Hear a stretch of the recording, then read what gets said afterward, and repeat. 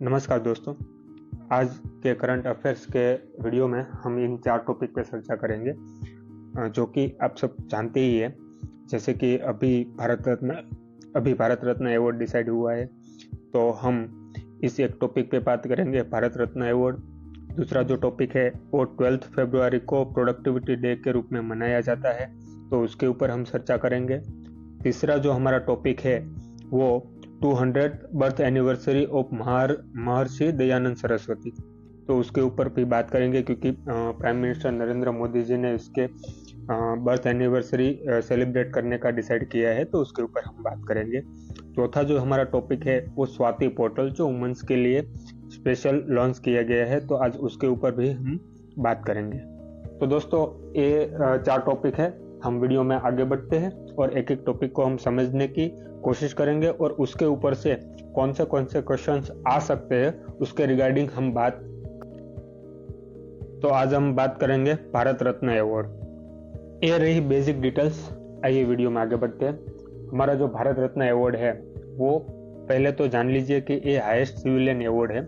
India का सबसे highest award जो गिना जाता है, हाईएस्ट में से ये पहला अवार्ड है जो भारत रत्न जिसको दिया जाता है। दूसरा, ये प्रेसिडेंट हमारे देश के जो है वो देते हैं ये अवार्ड। तो ये भी क्वेश्चन आ सकता है कि भारत रत्न वो कौन देते हैं, तो वो प्रेसिडेंट देते हैं हमारे। दूसरा जो क्वेश्चन आ सकता है कि ये जो भारत रत्न कब दिया जाता है, मतलब कौन सी डेट पे दिया जाता है, तो वो 26 जनवरी को दिया जाता है, यानी कि रिपब्लिक डे को ये दिया जाता है। तो ये समझ लीजिए कौन देते हैं, तो प्रेसिडेंट। कब देते हैं, तो 26 जनवरी को देते हैं। ठीक है। कब स्टार्ट हुआ था, तो 1954 में स्टार्ट हुआ था। और जो पहला जो भारत रत्न दिया गया था वो 3R को दिया गया था। 3R यानी कि राजा गोपालाचारी, डॉक्टर सर्वपल्ली राधाकृष्णन और डॉक्टर सीवी रामन, इन तीनों को पहला जो है अवार्ड दिया गया था। इसके अलावा एक ये भी क्वेश्चन बन सकता है कि मान लो कि हम ये बोलते हैं कि सबसे फर्स्ट जो महिला है वो किसको दिया गया था, तो उसके ऊपर एक क्वेश्चन ये आ सकता है। श्रीमती इंदिरा गांधी जी जो हमारी फर्स्ट महिला प्राइम मिनिस्टर थी, उनको ये अवार्ड फर्स्ट महिला जो भारत रत्न अवार्ड से सम्मानित किए गए थे वो थी हमारी इंदिरा गांधी जी। ठीक है। तो एक क्वेश्चन आ सकता है। तो लेटेस्ट टॉपिक पे आते हैं कि 2024 को ये अवार्ड किन किन को दिया है। ये क्वेश्चन आ सकता है किसको दिया है, या क्वेश्चन में ऐसा भी आ सकता है कि कोई 4 नाम दिए होंगे, उसमें से 3 लोगों को अवार्ड दिया होगा और 1 को नहीं दिया होगा। तो हम ऐसा क्वेश्चन पूछ सकते हैं कि इनमें से किसको भारत रत्न अवार्ड नहीं मिला है। तो ये 5 नाम है वो आपको याद कर लेना है। एक जो पहला अवार्ड मिला है वो कर्पूरी ठाकुर है। दूसरा जो अवार्ड मिला है वो लाल कृष्ण आडवाणी है। तीसरा जो मिला वो चौधरी चरण सिंह है। चौथा जो मिला वो PV नरसिम्हा राव है। और एक स्वामीनाथन पांचवा जो ये मिला है। एक कॉन्फ्रेंस हुई है इस साल की हर साल भारत रत्न अवार्ड सिर्फ 3 लोगों को दिया जाता है, लेकिन इस साल 5 लोगों को दिया है। ठीक है। तो ये एक क्वेश्चन आ सकता है कि हर साल भारत रत्न अवार्ड में हर साल की जगह इस साल क्या नया हुआ है। तो आप ये लिख सकते हो कि हर साल 3 लोगों को मिलता है, लेकिन इस साल 5 लोगों को मिला है। एक और इम्पोर्टेंट क्वेश्चन आ सकता है, पुराना है लेकिन हम इसके ऊपर स्टडी कर लेते हैं। 2014 को भारत रत्न अवार्ड सचिन तेंदुलकर को भी मिला था। ठीक है। तो स्पोर्ट में ये पहली बार ऐसा हुआ था कि किसी स्पोर्ट पर्सन को भारत रत्न अवार्ड मिला हो। वो किसको मिला था, सचिन तेंदुलकर को। और सबसे कम एज वाले जो अवार्ड लेने वाले हैं वो भी सचिन तेंदुलकर है। जो भारत रत्न अवार्ड सबसे कम एज में मिला हो तो उसमें भी सचिन तेंदुलकर का नाम आ सकता है। आज का जो हमारा दूसरा टॉपिक है वो नेशनल प्रोडक्टिविटी डे है। नेशनल प्रोडक्टिविटी डे हर साल को 12 फरवरी को मनाया जाता है। और ये जो प्रोडक्टिविटी डे है वो नेशनल प्रोडक्टिविटी काउंसिल उसके द्वारा ऑर्गेनाइज किया जाता है। और ये इसलिए किया जाता है ताकि जो हमारी प्रोडक्शन लाइन है, हमारी जो कोई पण कार्यशैली है, उसके अंदर बेटर प्रोडक्टिविटी कैसे ला सकते हैं उसके अवेयरनेस फैलाने के लिए इस दिन को मनाया जाता है। इतना ही नहीं, इसमें एक और भी ऐड किया गया है कि 12 फरवरी से लेके 18 फरवरी तक इस पूरे वीक को प्रोडक्टिविटी वीक के रूप में मनाया जाता है और उसको ऑब्जर्व किया जाता है। और इसमें हर साल अलग अलग थीम दिया जाता है, हर साल अलग अलग थीम के ऊपर काम किया जाता है। जैसे कि मान लो कि हमने लास्ट ईयर का जो 2023 का जो थीम था वो था productivity, green growth and sustainability, क्योंकि उस साल हमने G20 का प्रेसिडेंसी की थी और उसमें हमने ग्रीन रिवॉल्यूशन के बारे में भी बात किया था, वसुधैव कुटुंबकम के बारे में भी बात किया था। तो उस साल हमारा जो थीम था वो था productivity in green growth and sustainability. ठीक है, तो आपको ये लगता है कि इस साल का थीम क्या है? तो आर्टिफिशियल इंटेलिजेंस। ठीक है दोस्तों, ये जो टॉपिक है आर्टिफिशियल इंटेलिजेंस, ये इस साल का टॉपिक थीम है। किसका? प्रोडक्टिविटी वीक का। ठीक है, वो क्यों?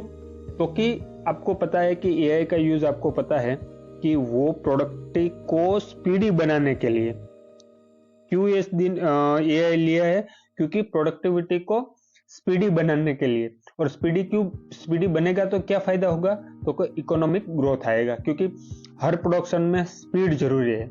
जैसे हम ये वीडियो रिकॉर्ड करते हैं तो पहले वीडियो रिकॉर्ड करने में बहुत टाइम लगता था, लेकिन अब कोई भी थीम, कोई भी वीडियो रिकॉर्ड करना है तो एआई की मदद से हम अलग अलग वीडियोज बहुत आसानी से बना सकते हैं।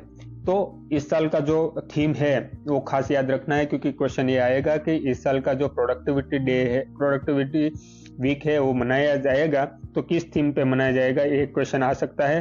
तो उसका आंसर आएगा एआई। ठीक है दोस्तों, हमारा जो थर्ड टॉपिक है वो 200th birth anniversary of Maharshi Dayanand Saraswati. किसकी है? महर्षि दयानंद सरस्वती। उसकी 200th बर्थ एनिवर्सरी को सेलिब्रेट किया जा रहा है। और वो किसने प्रमोट किया है? तो हमारे प्राइम मिनिस्टर श्री नरेंद्र मोदी जी ने प्रमोट किया है। तो उसके अगेंस्ट थोड़ी बेसिक डिटेल में क्वेश्चंस आ सकता है, जो हम इस वीडियो के उसकी बेसिक डिटेल आज देखते हैं। उसका जो मेन नाम है, मतलब जो दयानंद सरस्वती बनने से पहले जो उनका बर्थ नेम है वो मूल शंकर तिवारी था। दूसरा कि वो गुजरात के मोरबी डिस्ट्रिक्ट के टंकारा गांव से बिलोंग करते थे। उसका बर्थ 12 फरवरी को हुआ था, 1824 में हुआ था। ठीक है, ये एक इनकी बेसिक डिटेल है जो क्वेश्चंस आंसर में आ सकती है।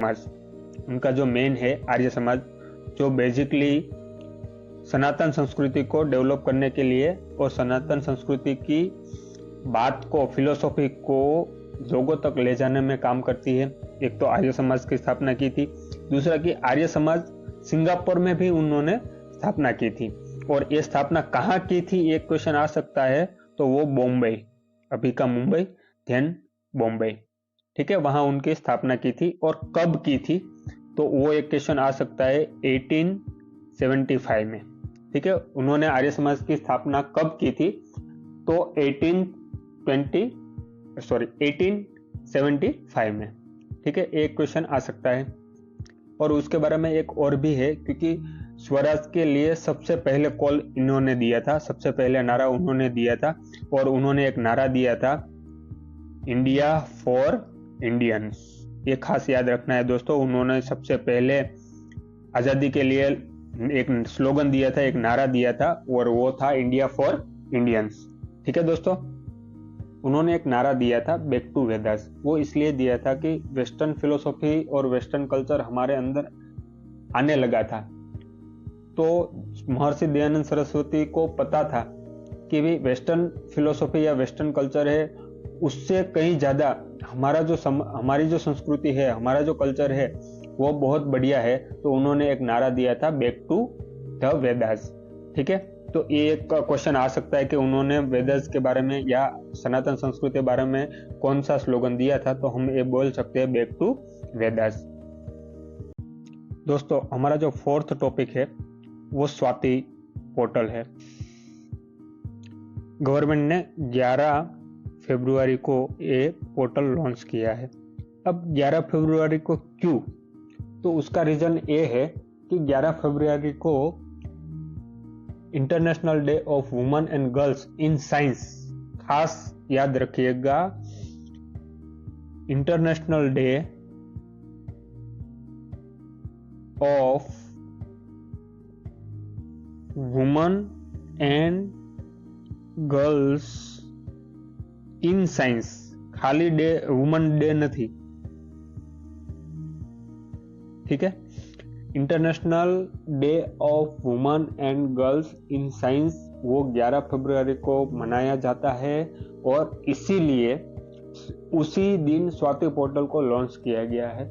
स्वाति पोर्टल का जो फोकस है वो सिर्फ और सिर्फ science for women and women in science. खास एक बात खास ध्यान में रखनी है कि स्वाति पोर्टल का जो फोकस है वो क्या है, वो स्पेशल वुमेन के लिए है और जो जेंडर गैप है वो घटाने के लिए है, और साइंस फॉर वुमेन, ठीक है, और वुमेन इन साइंस, मतलब दो चीज हो गई। एक तो जो साइंस है वो वुमेन के लिए क्या क्या कर सकता है, उसकी फैसिलिटीज क्या क्या दे सकती है, एक ये है।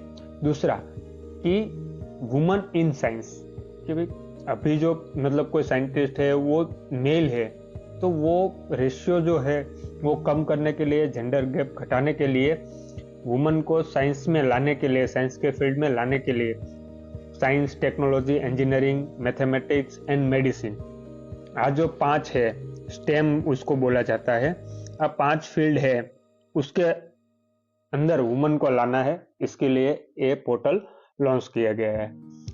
और कब लॉन्च किया गया है? 11 फरवरी को। क्यों लॉन्च किया गया है? क्योंकि उस दिन को International Day of Women's and Girls in Science के रूप में मनाया जाता है। और ये कौन मनाते हैं? तो के INSA એટલે કે Indian national science academy, Indian national science and academy, ठीक है। ये जो हमारी ऑर्गेनाइजेशन है उन्होंने ये स्वाति पोर्टल है वो लॉन्च किया गया है। दोस्तों, तो अब आपको समझ आ गया होगा कि जो स्वाति पोर्टल है, ठीक है, वो स्वाति पोर्टल है वो वुमेन के लिए है। और क्यों है? तो कि वुमेन को साइंस में लाने के लिए, साइंस के बारे में बताने के लिए ये पोर्टल लॉन्च किया गया है। किसने लॉन्च किया है?